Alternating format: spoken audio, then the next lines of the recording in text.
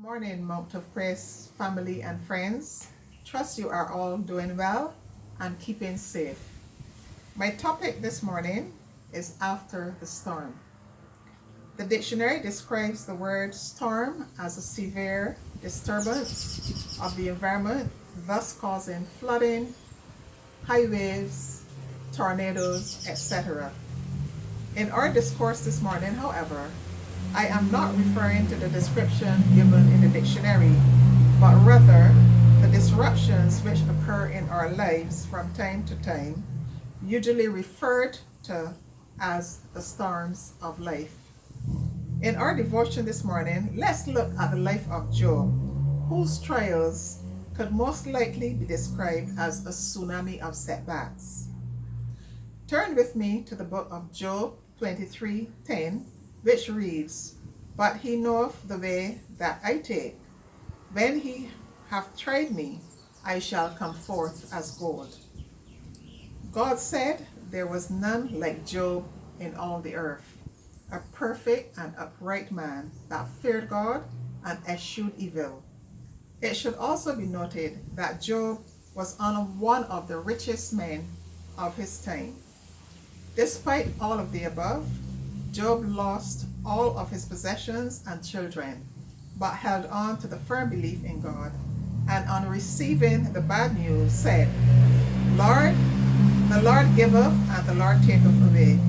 Blessed be the name of the Lord." Even when he was stricken with sores from head to toe, he could see that as being thus uttering the words of our text, "But he knoweth the way that I take. When he hath tried me, I shall come forth as gold." Job's wife encouraged him to curse God and die. He told her that she spoke as one of the foolish women. His three friends turned up to visit, mourn, and comfort him, and in all that, he told them they were miserable comforters.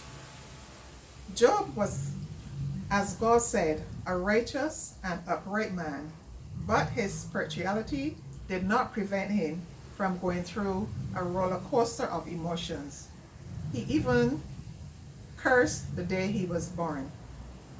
Under the cloud of COVID-19, some of us might very well be encountering storms in our lives, like loss of a job, lack of finances, mortgage payments, house rents, sickness, and even bereavement. Our God is able to bring us through all these uncertainties. We, like Job, must exercise the great faith, trust, and confidence that he had in his Maker to bring him through all adversities.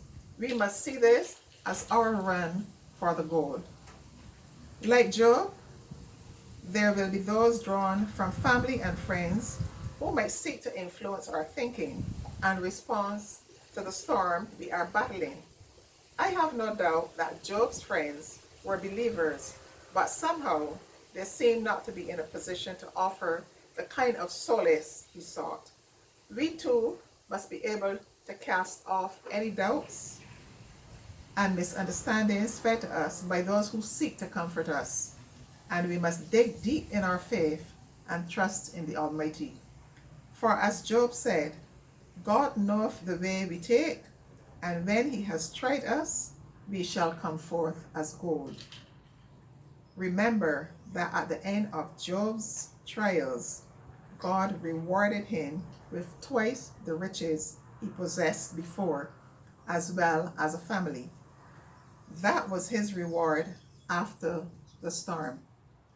Let me end this morning's devotion with the story of the American lawyer Horatio Spafford, who in the 1800s lost his four daughters in a shipwreck.